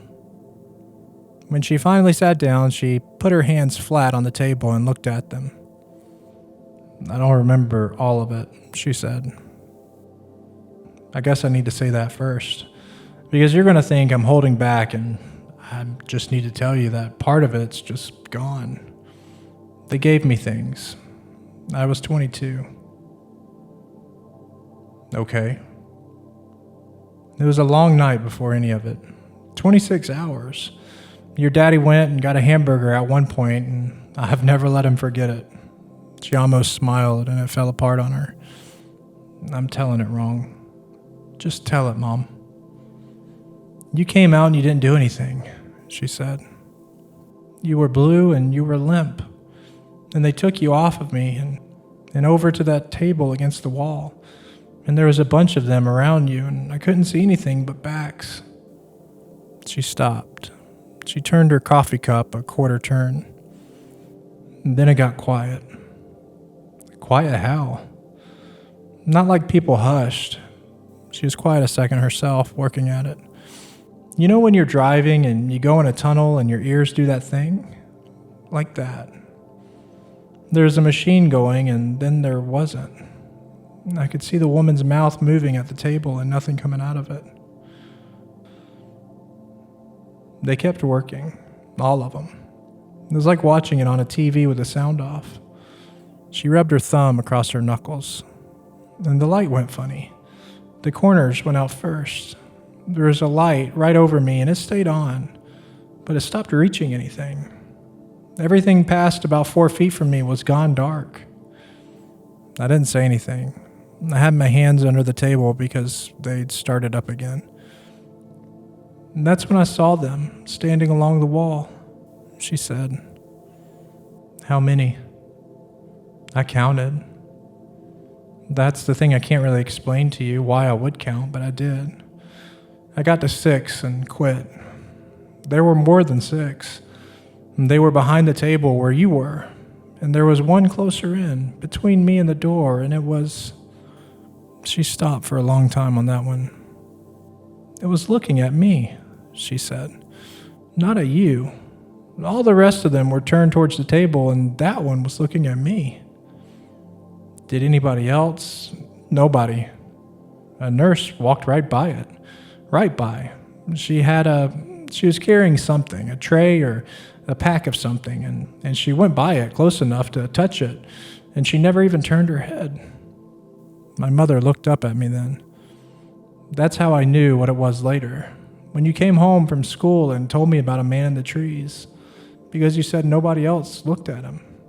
The refrigerator kicked on. I remember it. I remember hearing it. Then a lady came over from the table, she said, in the scrubs. She sat on the edge of the bed and she put her hand on my leg and she said, I'm so sorry, honey. Mom, she said it, and I understood her fine, so the sound must have come back for that. She pressed the heel of her hand under one eye and then the other, all businesslike, the way she'd wipe a counter. And she was crying. That woman was crying. I never even got her name. She got up and got a paper towel and sat back down with it. And then what happened? I said. Then it asked me something. The one by the door? I don't know which one, but something did. She was shaking her head slowly, but not directed at me. There wasn't any words. There wasn't a voice. You know how you can be in a room with somebody and you know they're waiting on you to answer something? It was like that. Something was waiting on me, and I knew what it was waiting for. What was it waiting for? For me to want it, she said. That's the closest that I can get. It was waiting for me to say what I wanted. And I sat there. And I begged, she said. That's all I did. And I'd do it again. And I've thought about it every day of your life. I didn't make a speech. I just said, please, about 400 times. I said, give him back. I said, he's not... Her voice quit on her for a second. I said, I'll take anything. And I said, give me time with him. And I begged for time with you. That's the thing I said. I said, please, just give me some time with him. The kitchen clock was going. That's the other sound I remember from that day. And then you hollered, she said, from over at the table. And everything came back on at once. The noise and the light and all of it. Those things were not in the room anymore. And that woman went white as a sheet and ran back over there.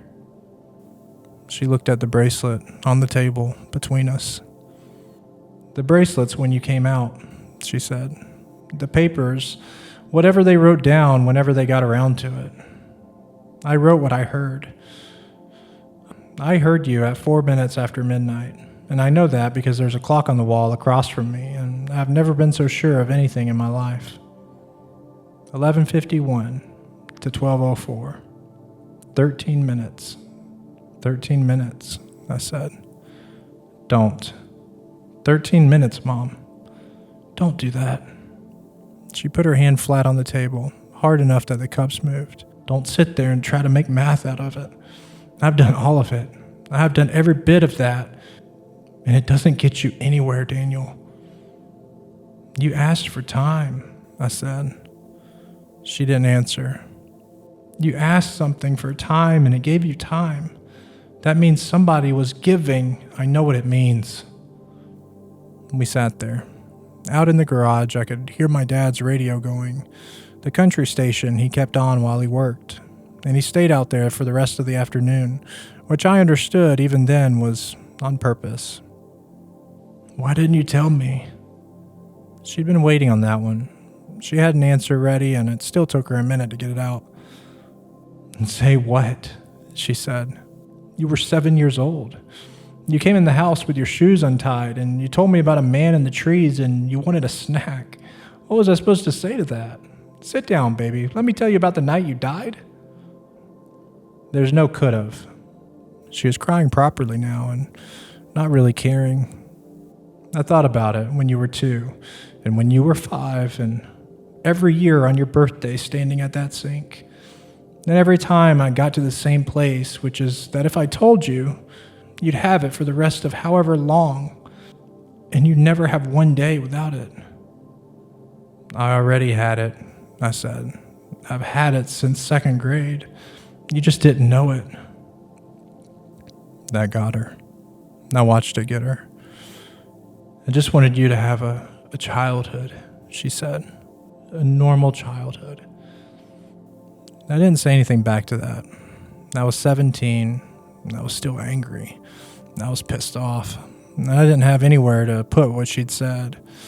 So I let it just sit there on the table between us with the coffee going cold. I asked her about the page that was torn out of my baby book. She said that she wrote something down that first week, when it was fresh and she was scared she'd forget it. But a few days later, she decided that she didn't want it in the house. She never told me what was on it. She just said, it was just the same as what I told you. And that was the first thing she said all afternoon that I didn't believe. Before she got up, she asked me not to talk to my father about it. She said he'd made his peace with it in a particular way, and it wasn't hurting anybody. I asked her if it was all of it, and she said yes. She held on to the last piece for another 11 months. I never applied anywhere. That's the thing from senior year that I think about. Everybody around me was doing applications and financial aid nights in the cafeteria, and I sat in the counselor's office in February and told Mrs. Hebert that I was thinking about taking a year and working, and she gave me a speech about momentum. I nodded through it. I wasn't making plans that reached past October, and there was no version of that I could have said out loud in a room with a poster of a kitten on the wall. My mother got worse all year. She even lost weight. She started calling me at the store on my shifts, twice a night sometimes, and if a manager answered, she'd make something up about needing bread. She'd come into a room where I was and sit down in it and not say a thing, and after a while she'd just get up and go do something else. And she asked questions that she had no business knowing to ask. Are you sleeping? That was the main one. 3 or 4 times a week. Then in the spring, standing at the stove with her back to me, are you seeing them in the daytime any? And in August, out of nowhere, in the car, do they ever get in the car with you? I had never described a single rule to her. She was working from something of her own, and every time she opened her mouth, I found out a little bit more about how much she'd been carrying. We didn't fight about it anymore. Something had gone out of both of us after the kitchen. It came out on the front porch the last week of September. She was out there at 9 at night with the light off, sitting on the step. And I came out and sat down 2 feet from her, and we looked at the street for a while, at the Gills basketball goal and the boat under the tarp, and all of it perfectly ordinary. I said, it's going to be worse this year. I know it. You keep asking me if I'm sleeping. She put her hands between her knees. What happens when I turn 18, Mom? I said. And she just said, I don't know. Mom, I don't know. She said it hard, and then after a minute, quieter. I know a number, but that's all I've got. I've got a number and no idea what it means, and I've been sick about it since before you could walk. When it was over in that room, she said, when you were hollering and the lights were back and everybody was running around, I was laying there and there was only one thing in my head. It wasn't a voice. Nobody said anything to me. It was in there the way your own name's in there. She wiped her nose with the back of her wrist. 18 years. The street stayed exactly the same. Somebody 2 houses down had a TV on. That's it, she said. That's the whole thing. 18 years. And I've spent every day since telling myself it meant something else. That it meant you'd be grown. And that I had you till you were grown and then you'd be fine. People tell themselves things, you know. I sat there and did the math she told me not to do. 13, 14, 15, 16, 17. 5 nights, each one worse than the last, each one closer. And one of them standing at the foot of my bed last October with a single finger held up in front of it. 1. It hit me. Nobody had ever been trying to kill me on those nights. If something can put 50 of anything on your street and once you're dead, you do not survive 5 years of it by drinking Mountain Dew and bad coffee. They had been coming to my window every year to show me the number going down. They were counting, I said. She didn't ask what I meant. That's how I knew she'd already thought of it. I did everything I knew how to do for that last one.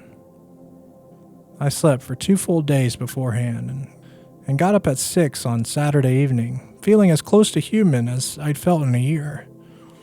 The room was ready by 9. Every mirror I owned, plus a cheap round one clamped to the top of the window frame by the ceiling. Every lamp in the room and 2 more out of the living room. 4 new flashlights lying on their sides, 1 in each corner, so I'd never have to hunt for one. The lantern on the desk, and more batteries than I could use. I asked my father a question that week that I've thought about 100 times since. I asked him how long it takes to get power back to a house when a line goes down at night.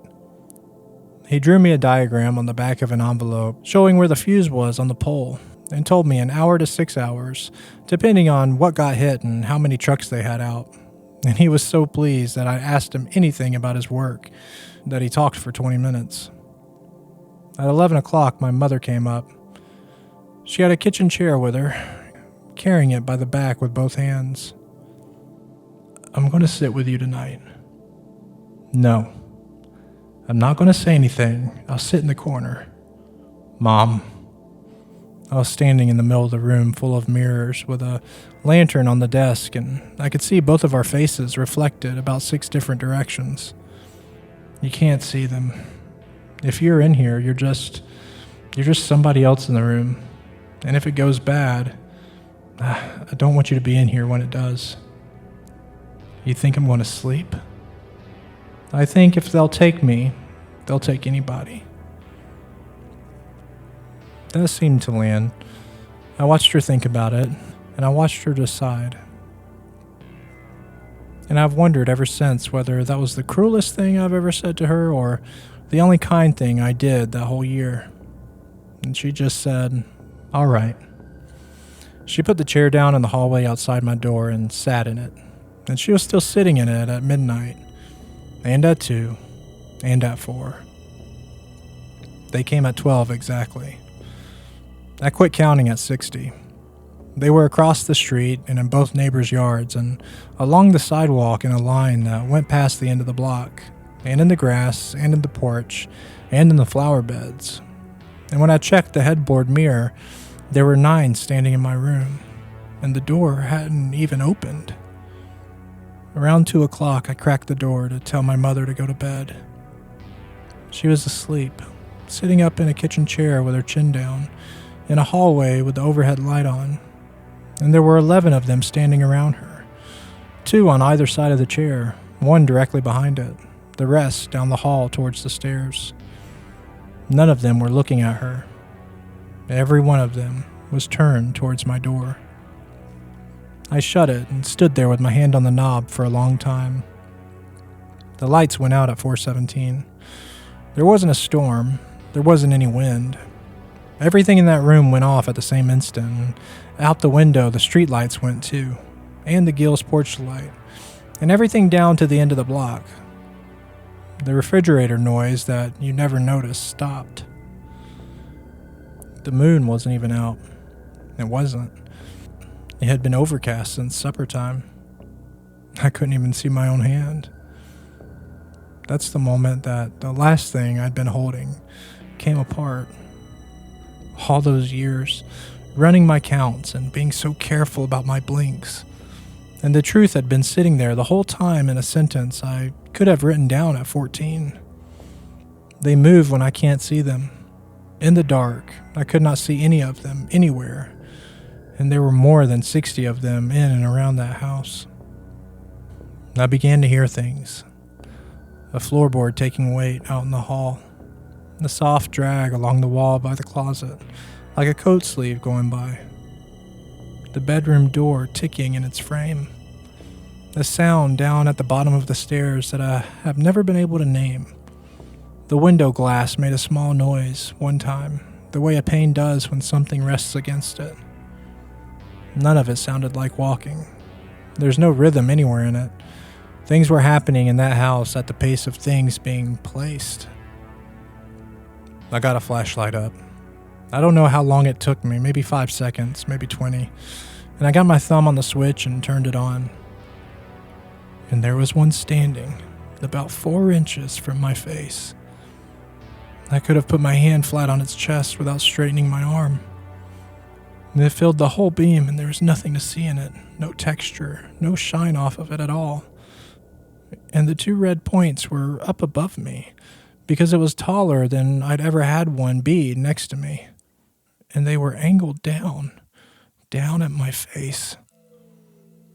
I didn't scream. I made a sound like a cough and stepped back into the desk and knocked the lantern off of it. And I got the lantern lit and a second flashlight up. And then I did the only thing there was to do for 2 more hours. I lit what I could, and I watched what I could. That's when I learned the last cruel piece of it, which is that a flashlight beam is about 3 feet wide at 10 feet, and a bedroom is not. Everything I put light on stopped. Everything outside the beam had the run of the place. I'd sweep left and hold, and sweep right and hold. And every time I came back, something on the other side would be nearer the bed, nearer the desk, nearer to me. By 6, they were shoulder to shoulder around the edges of that room, and I was standing in a space about the size of a bath mat with a lantern in one hand and a flashlight in the other. The window went gray at 20 after. I had 5 years of knowing exactly what that meant. Gray sky and then color coming back into the Gills brick and the paper hitting the driveway, and they would not be there anymore. The sky went gray, and then it went white, and then the sun came up over the roofline across the street and put a bar of light through my window and across my floor. Nothing happened. They stood in it, all of them, full daylight, in my bedroom, in the yard, out along the street in a line that I could see all the way to the corner, and the sun came up on every one of them, and it did nothing at all. My door opened behind me. My mother had been out in that hallway since 11 o'clock the night before, and her hair was flat on one side, and she had the marks of the chair back across her arm. She looked at my face, and she said, "Are they gone?" And I said, No, they're not." And my mother put both hands over her mouth and started to cry, standing in a doorway with 3 of them within arm's reach of her, and she didn't even know it, and I could not think of one reason on this earth to tell her.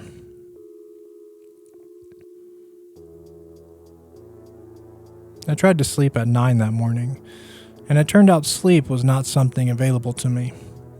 I lay there with my eyes shut for maybe 40 minutes, which is a long time to hold off a thing your body wants that badly. Every time I got close to going under, some part of me sent up a flare, about 11 of them standing along my wall, and I'd be all the way awake again with my mouth dry. Twice I opened my eyes to check. Both times they'd come nearer. They didn't hurry about it. That was the character of the day.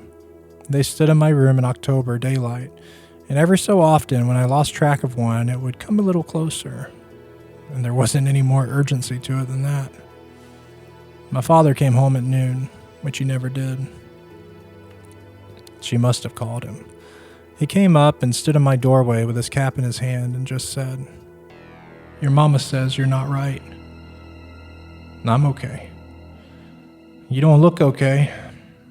You look like something out of a dumpster." He came in and sat on the end of my bed, and one of them was standing 18 inches to his left, and he crossed his ankles and rubbed one knee the way he did. "You want to go to the hospital, son? I'll take you right now. Won't even make a thing out of it." "It's not that kind of thing, Dad." He nodded and didn't ask me what kind of thing it was.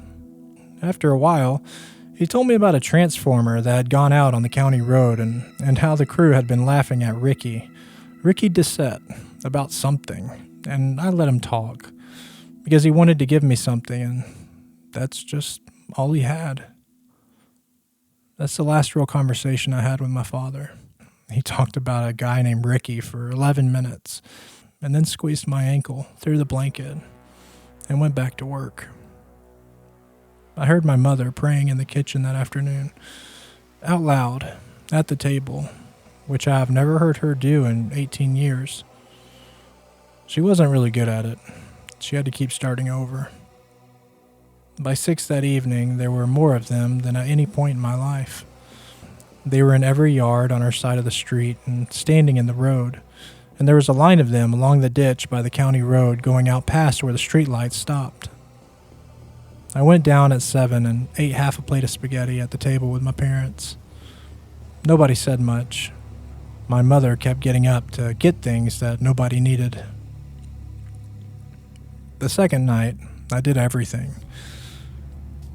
I made a pot of coffee, and then I drank 2 energy drinks that I bought at work on Friday when I still believed the sun was going to do its job.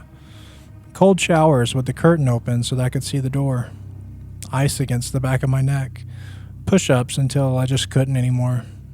Pacing. Standing when I wanted to sit and staying standing. Music that was loud enough my dad hollered up the stairs at 11, and then headphones instead. I slapped myself. I bit the inside of my cheek until I could taste it. Every one of those bought me less time than the one before it. Around 1, the caffeine turned on me and I threw up in my trash can. And again 10 minutes later. And after that, I couldn't keep water down either. My hands shook so badly I dropped the flashlight and had to get down on the floor for it, which meant 3 seconds of my head below the level of the bed. And when I came up, 2 of them had crossed in behind me. My mother knocked on the door a little after 2. She said my name. I was standing in the middle of the room with a flashlight in each hand and my shirt soaked through, and I could not have told you what my own bedroom looked like without turning around to check. I just said, "I'm okay. Go to bed." She stood out there for a second, and then she said, "All right, baby." And those are the last words I ever said to my mother. I've had a long time to think about a better set, and I've never come up with one that a person would actually say at 2 in the morning. The vision goes first. Sometime after 3, the room started coming apart at the edges. Straight lines got a shimmer in them. The mirrors gave me movement in the doorway that turned out to be nothing. Twice, 3 times. The corners went soft and swimmy, and I had to keep swinging the light back and forth just to be sure what was there. That's the trap. Because every second the light was in one place, it wasn't in another. Then the thinking started. I'd start a sentence in my head and lose the end of it. I remember trying to work out whether it was Tuesday and getting nowhere, and understanding at the same time that it didn't matter and being unable to stop. The microsleep started around 4. The first one was nothing. My eyes closed and opened, a second, maybe less, the way it feels when you catch yourself nodding out in a car. The one nearest the closet was 2 feet nearer when I came back to. The second one I felt happen, which was worse. I felt myself going and I couldn't even stop it, like watching a glass go off the edge of a counter. The third one lasted long enough that the flashlight in my right hand had drifted down and was pointing at the floor. I got it back up, and there was one standing in the middle of my room, 4 feet from me, where 4 seconds earlier there had just been carpet. I don't know how long the last one was. 10 seconds, 30 seconds. There's no way to really know. What woke me was glass. The window came apart. A long tearing sound, and then a lot of small noise on the floor. And cold air came into the room, and by the time I had my eyes open and the light up, it was already over. There was glass all over the carpet and the top of my desk. The frame was empty except for a few pieces standing up out of the bottom edge like teeth in a jaw. One of them was halfway through it, bent forward at the waist, one shoulder and its head and both arms inside my room, the rest of it over the roof of the porch and completely still. It could have been in that position for 100 years. There was another one standing behind it, out on the porch roof. And there was a third one already inside, standing beside my bed, close enough that if I'd been in the bed, it would have been over me. I never saw any of them come in. I only ever found out where they'd gotten to. After that, they filled my room, beside the bed, in front of the closet gap, at the door, behind the desk, along the wall under the mirrors. I turned in a slow circle with a lantern in my hand, and everywhere the light went, there were 2 dim red points looking back at me. My legs went. I got down on one knee and then sat on the floor with my back against the bed frame because there was nothing left in me to stand with. I was done. There was no last stand. My body had spent everything it had. And I sat on the floor of my room with my head going down and coming back up and then going back down again. And then one of them moved. The one by the closet, 6 feet in front of me, while I was looking directly at it with the lantern up. 11 years I'd been watching these things. Not one of them had ever so much as shifted its weight while my eyes were on it. Not one. That was the one thing in my whole life that had never failed me. But it raised its right arm, slowly. It took 2 or 3 seconds to do it, and it did it the way a person does, with the elbow leading and the hand following, and there was nothing sudden about any of it. Watching that arm come up, I understood something worse. They could. They just weren't supposed to. Whatever had been holding them still all my life was not my eyes, and that one that I was looking at was going against it, right in front of me, and it was costing it something I had no way to measure.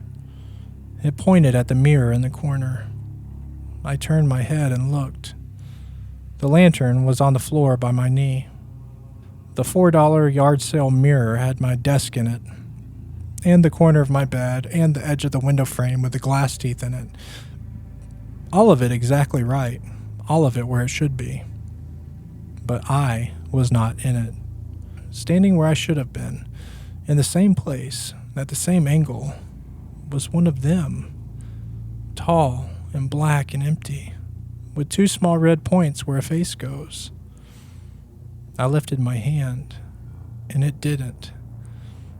I looked at those 2 red points in the mirror for what I think was a long time, and something in me went very quiet, and I understood several things at once. They were not monsters that came for me. Something else had come for me. These were what was left over after I had. Maybe every one of them had been somebody else. That's the part I can't really prove, and I can't prove now. Maybe there had been other children who weren't supposed to make it through some night and did anyway, and maybe somebody had begged for them too. And maybe this is where borrowed time ends up when it runs out. I have no way of knowing how many of them came from the same kind of bargain as me. I only ever knew about the one. And I thought about the one in the shed doorway when I was 10, filling it up, standing between me and a dark building where I had been alone for a minute. I thought about the one by the dogwood tree that never advanced all night while the rest of them came across the yard. I thought about a hand held up at the foot of my bed with one finger extended, a year in advance, from something with no mouth and no way on this earth to warn me except that. They were not there to frighten me. They had been standing in my street and my hallway and my yard for 11 years, held in place by something that was not me, with no voices and no way to tell me anything at all. And one of them had just spent whatever there was to spend in order to point at a mirror. And I finally understood my mother. She hadn't sold me to anything. She was 22 years old in a room where somebody had just told her that her son was dead, and she asked for time, and she got 18 years out of it.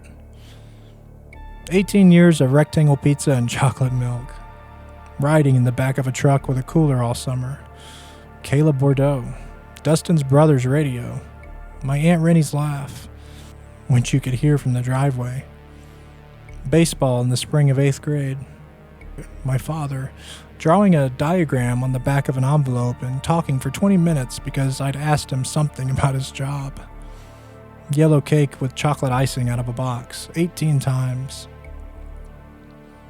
She bought all of that with a word she didn't know she was saying, and then she carried it by herself for 18 years and let me have every bit of it. There was never a version of this where she told me. I know that now. She could have told me when I was 7 years old, and it would have cost me the whole thing. My head went down, and I brought it up one more time. The room was full of them, and every red point was aimed at me, and not one of them came any closer. And I thought about my mother standing at the kitchen sink with the water off, looking out at the backyard on all those nights I never once asked her what she was looking at. I just wanted you to have a normal childhood. Then I closed my eyes.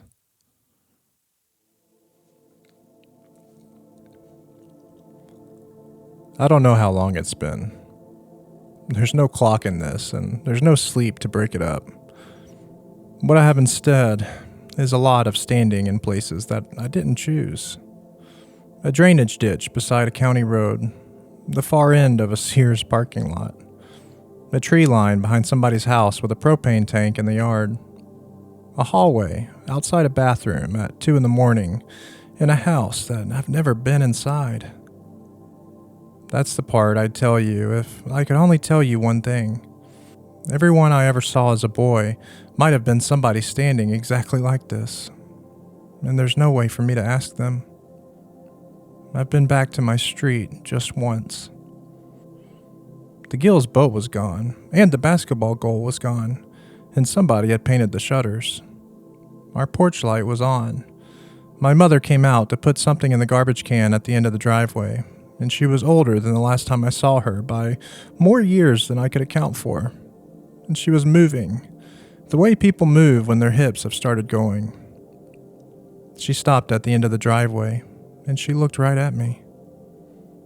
I know she saw something, because she went still, and then she went back up the walk faster than she should have been able to and shut the door. And about 4 seconds later, every light in the front of the house came on.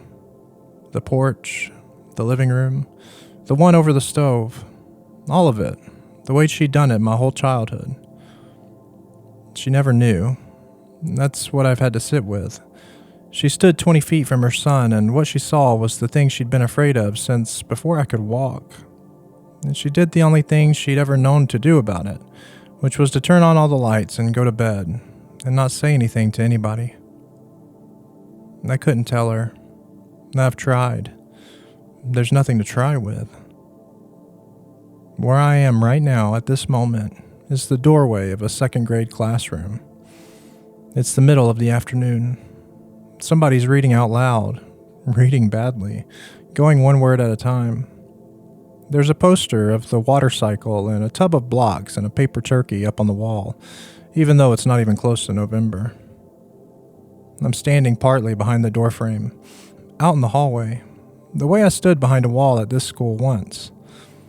I did not walk here. I have no idea how I got here or why this room. Something else decides that. Whatever's in charge of this doesn't consult me about anything. And there's a boy at the second desk in the row by the window who has stopped following along in his book. He's maybe 7 years old. He's got his finger on the page, and he's looking at the doorway. He can see me. I know exactly what's happening behind his face. He's deciding whether he's really looking at what he's looking at. He'll check whether anybody else has noticed. He'll wonder if this is a thing he's allowed to say out loud. I've tried to speak. There's no mouth and no air and no throat, and nothing happens, no matter how hard I do it. And I've tried to say the only thing worth saying, which is, don't. And it stays inside of me. He blinks. I'm inside the room now, 4 feet past the door, and I never felt it happen. There's no sensation to it. There's just the fact that the doorframe is behind me. 2 of the other kids look up because their teacher has stopped talking. And then she starts again, and none of them see anything at all. The boy has gone white. This is the part I understood on the floor of my bedroom and did not understand at all until right now. I want to turn around. I want it more than I have ever wanted anything. More than I wanted the sun to come up when I was 13. I want to walk out of that doorway and down the hall and out the doors and leave this child alone. But there's nothing in me that can do it. I can want it as hard as I like. The wanting doesn't connect to anything. I stay where I am for exactly as long as he keeps his eyes on me. That is all the mercy there is in this, and none of it is mine to give. It isn't his either. He doesn't know he's doing anything. Something else is watching him watch me, and it holds me here while he does, the way it held all of them still in my street for 11 years. And it will not hold me a second past the moment he stops. His eyes are watering now. He's holding them open past what they'll take, and I know precisely how that feels. The sting, and then the blur coming up past the bottom, and he's got both hands flat on his desk. He's 7 years old. He can't hold it. Don't. Please. Don't. He closes his eyes, and I move.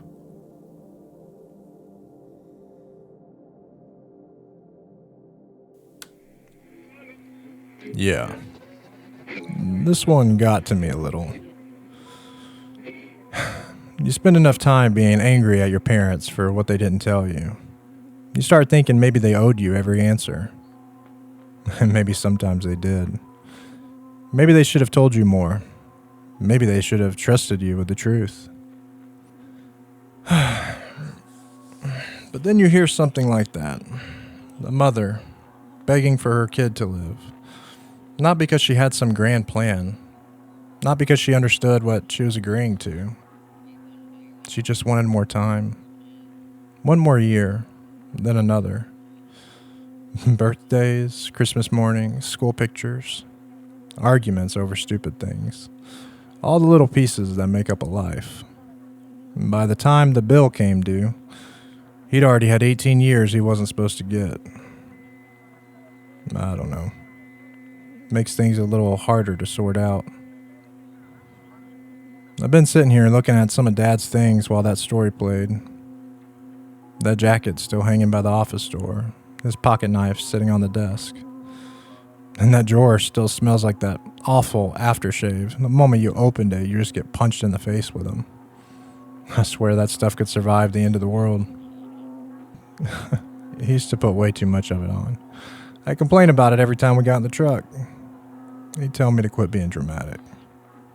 Guess some things don't really change, do they?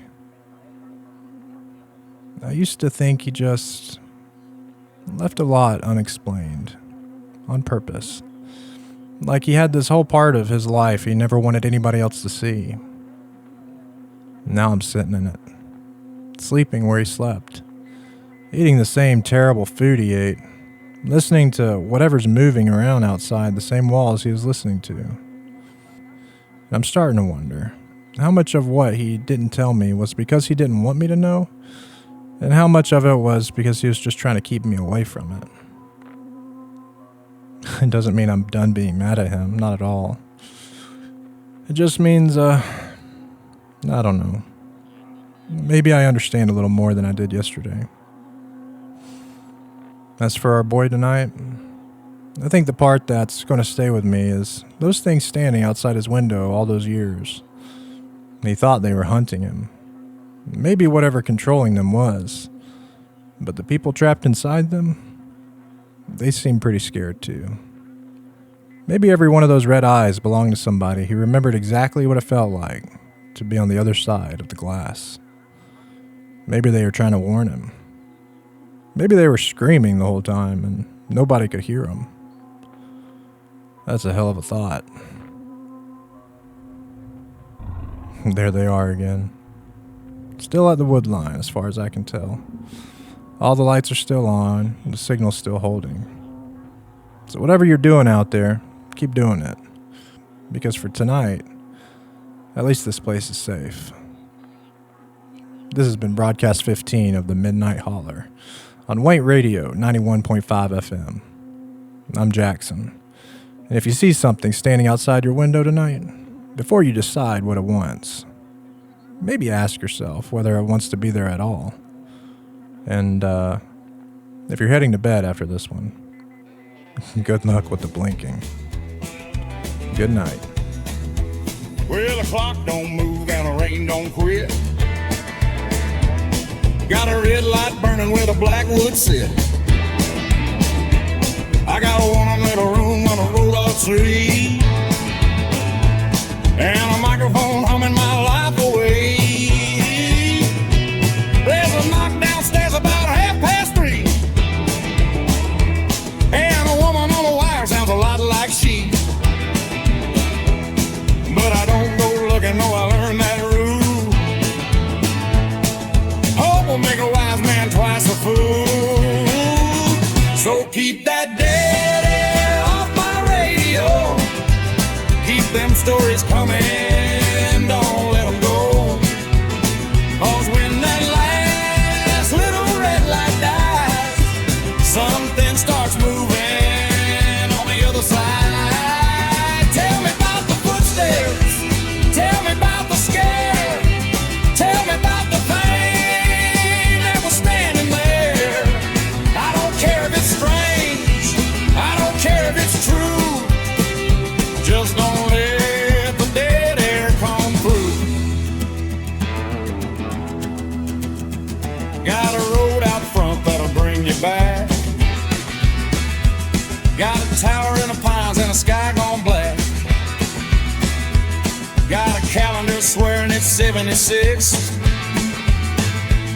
and a basement door I ain't gonna fix. I tried leaving once in my old Ford car. Drove 27 miles, didn't get too far. 'Cause the next thing I knew, with the engine hot, I was right back here in the parking lot. So keep that dead air off my radio. Keep them stories coming, don't let them go. 'Cause when that last little red light dies, something starts moving on the other side. Tell me about the footsteps, tell me about the scare, tell me about the thing that was standing there. I don't care if it's strange, I don't care if it's true, just don't let the dead air come through. Now the funny thing is, and I hate to say, I think them stories keep those things away. Every ghost you saw, everything you heard, buys me one more minute and another word. So send me your tapes and your ranger logs, your motel rooms and your midnight falls, your campfire tales and the things you've seen. 'Cause the hallway's quiet and the woods look mean. When the stories go quiet, the old walls breathe. There's a scrape at the window, and a tug on my sleeve. When the stories go quiet, I hear her downstairs saying, Jonah, come find me, but Mary Ann ain't there. No, sir, I ain't falling for that one again. Kind of it. There's a chair by the window I recall, and a brand new crack running down the wall. There's a muddy little handprint beside Studio B, and brother, that handprint don't belong to me. Now the on-air sign just flickered twice, and the room got cold as a block of ice. So whoever's listening, wherever you are, you might want to tell me what scared you in the dark. Keep that dead air off my radio. Keep them stories coming, don't let them go.